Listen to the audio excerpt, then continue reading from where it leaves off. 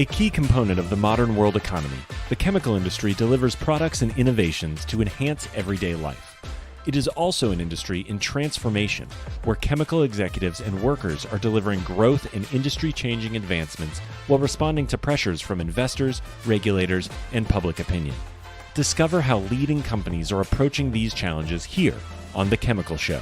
Join Victoria Meyer, president of Progressio Global and host of The Chemical Show, as she speaks with executives across the industry and learns how they are leading their companies to grow, transform, and push industry boundaries on all frontiers. Here's your host, Victoria Meyer. Hi, this is Victoria Meyer. Welcome to The Chemical Show. This week, I am sharing some insights from the annual conference of the American Cleaning Institute, also known as ACI, which occurred at the beginning of February. It's always a hotbed of insights from companies across the cleaning value chain, everything from ingredient suppliers, surfactants, enzymes, fragrances, et cetera, to formulators, to the industrial and consumer products companies, many of them big household names that we all recognize. ACI's annual meeting sets the tone for the year, literally and figuratively, as hundreds of companies come together and have thousands of meetings over the course of that week, plus industry discussions, networking events, and more. I've always loved attending ACI, and from my time when I was leading global marketing to Shell, through my time at Clariant, and today as an entrepreneur and host of my own company and host of the Chemical Show podcast.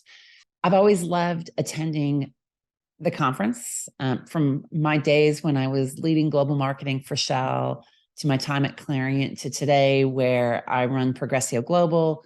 ACI's annual meeting sets the tone for the year, both literally and figuratively, as hundreds of companies come together and have thousands of meetings, plus panel discussions, industry discussions, networking events, and more. I have always loved attending this event. From my time leading global marketing at Shell to my days at Clariant to where I am today leading Progressio Global, which is a B2B consultancy focused on helping chemical companies get truly customer-centric in their marketing. A lot of my companies that I work with and clients are part of the cleaning industry and the raw materials side of it, as well as hosting the Chemical Show podcast. Today, what I really want to talk about is the key themes that I heard through multiple conversations at ACI, which I think really sets the tone both for the cleaning industry as well as the chemical industry more broadly. And we're going to talk about those themes, and we're going to talk a little bit about how you and your company and other companies are responding. Those 5 themes are sustainability, transparency, economic headwinds, innovation and growth, and green and buggy. And we're going to get to that green and buggy, and you're going to be bugged out maybe. Anyway, let's get rolling.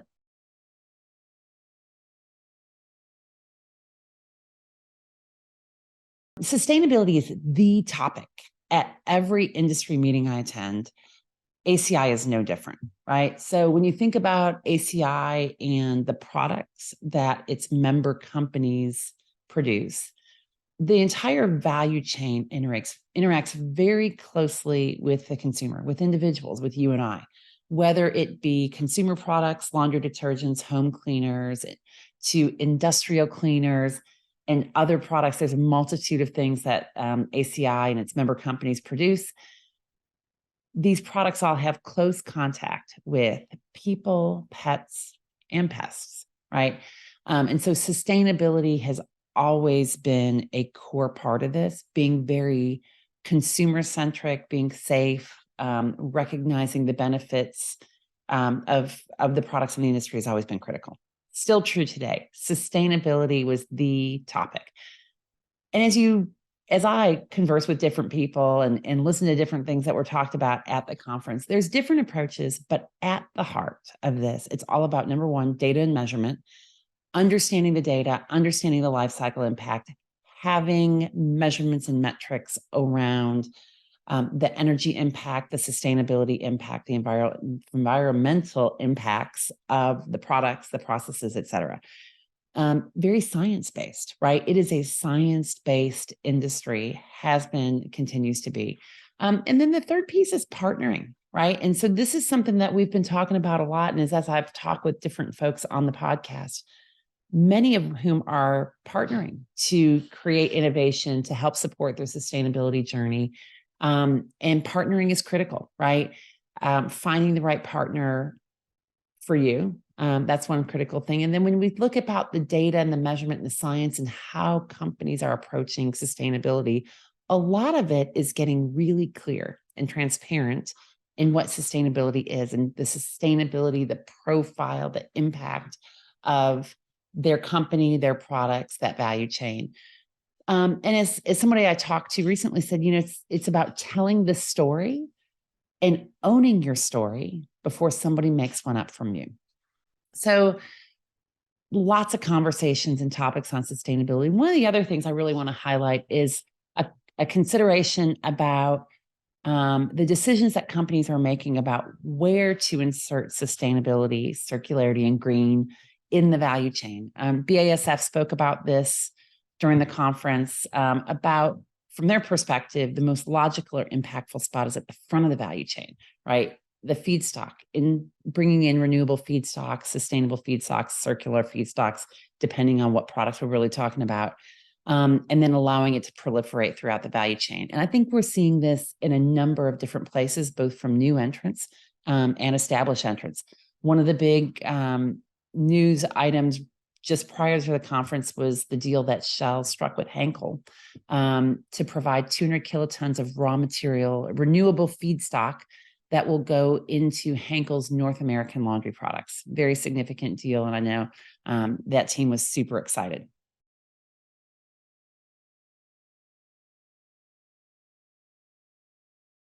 Transparency has been really critical. And that's something that everybody talks about. ACI itself talks about, and it's the companies in attendance were really talking about is how to create transparency around the products, their impacts, what they do and what they don't do. So one aspect of this is just the sustainability metrics and the framework, storytelling, consistency, being science-based.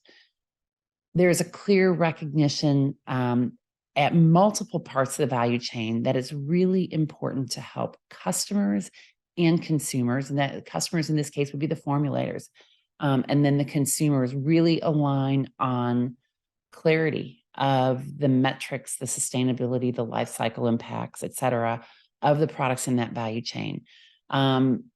Recognizing that formulas at the end of the day are pretty complex. Figuring out how to bring those different components in is critical.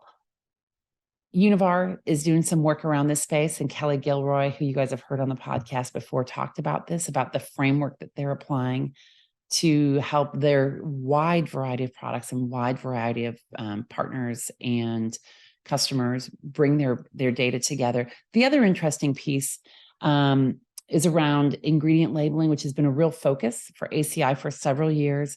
And this year they are rolling out their new database, what cleaning ingredients do. So there's real information, and information that can be applied the same across companies, no matter where you are in the value chain, about what these ingredients do, how they're used, what it means in its formulation, and what it means to the individual who at the end of the day may be interacting with it.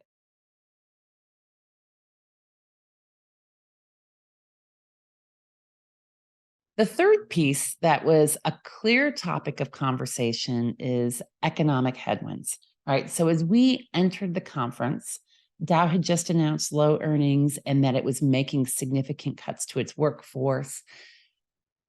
Everyone was concerned about demand. And certainly what we've seen is that there was significant slowing in Q3 and Q4, and January seemed to be a little bit sluggish. And some of this is really related to I think people are attributing it to different places, right? When we think about this economic impact, both inflation, the effects of the Russia-Ukraine war, and then really inventory adjustments in many places, especially as the supply chain starts to stabilize, right? So we've gone through a period of really volatile supply chains. People felt like they had to hold a lot more inventory. Then we jumped into high inflation and everybody's inventory is high or low, and we're seeing product prices move around. So there's a certain perception that some of this buying habits is going to stabilize as the supply chain stabilizes, as the economic environment stabilizes, et cetera. Nonetheless, people were kind of tempered on what their view of the economics, the supply demand picture for 2023 is, certainly at the first part of the year. Yet there's also positivity coming in. And what we're seeing, I think participants are seeing, and I'm seeing a reshaping, right? In terms of what those demand profiles look like, in terms of a stabilization. And I think people are feeling pretty positive as we go towards mid-year that we're going to see a strengthening of the economic environment, and particularly for the cleaning products industry and the chemical industry, see some strengthening in that. Certainly, as we see the earnings reports coming out from end of 2023, mixed bag, right? Some low, and then some people are reporting pretty good economic earnings. So I think we've got a mixed bag. Concern about these economic headwinds. It is something that people are going to be watching. I'm going to be watching and help my companies watch as we go forward into the mid-year and towards the end of the year. One of the things I think that's critical with this that companies can and should be doing is the whole aspect of looking ahead, planning for that next milestone, looking for those early indicators that are going to indicate the forward plan versus focusing only on current business. And companies that are doing this, and we're seeing this happening, are going to ride through this natural bumpiness that happens regularly, whether we recognize it or not, are going to move through this bumpiness pretty well, facing those headwinds well, making it happen.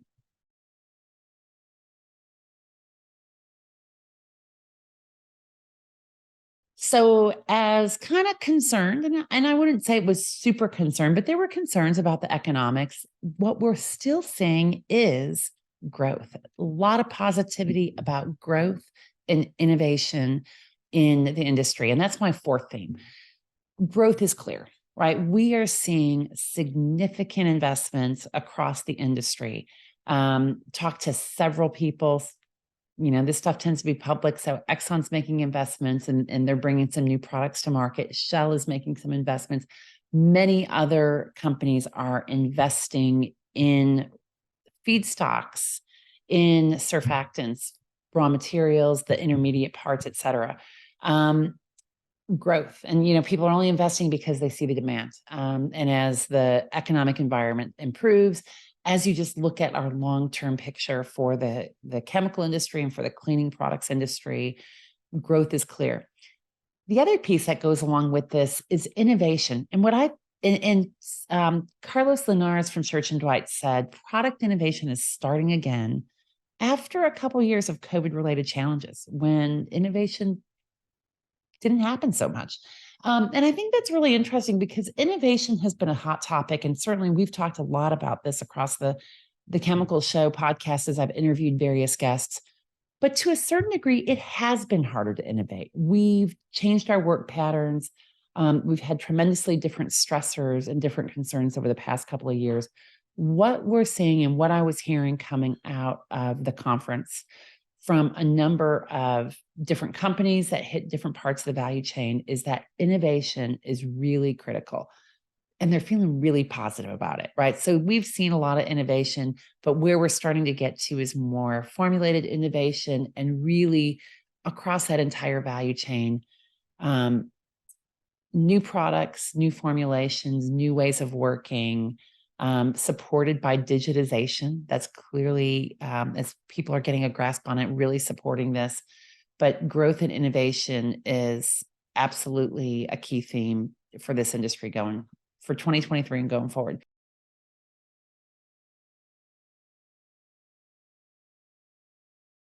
We have been talking about green and bio-based raw materials and formulations for several years. You guys have heard some of these folks on the podcast, Locus Performance Ingredients, Integrity Biochem, reporting really positive. One, they've been innovative, so it ties back to that prior theme of innovation, but also really positive advances in green and renewable feedstock.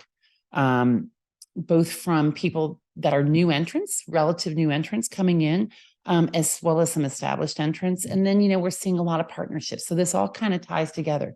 From a fermentation perspective, we've got Locust, we've got Holoferm, who of course is partnering with Sasol. Again, just prior to ACI, they announced an expansion of their collaboration, which is frankly a positive sign for the industry. IBC, and then Novozymes was there. Obviously, they have been bio-based for most of their history, right? So we sometimes want to think that this bio-based is new.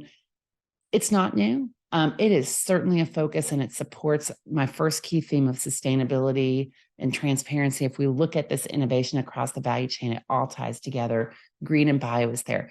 The other thing is buggy. I actually walked in at the tail end of a conversation when people were talking about sustainable innovations, and it was all about bugs and the bugs in their products. And you know what?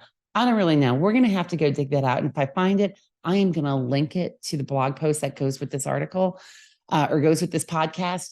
Again, it is also part of this green, natural, renewable innovations that we are seeing and going to continue to see, particularly in this part of the industry. When we think about the cleaning industry, the green, the renewable, buggy has been important. So anyway, so those are my themes, as we've already kind of talked about here. So sustainability, transparency go together very well. Economic headwinds tempered by growth and innovation, and then green and buggy. And it sounds almost like a cocktail. And there was a few of those consumed during the conference. And we'll see where this goes. Anyway, appreciate you guys listening today.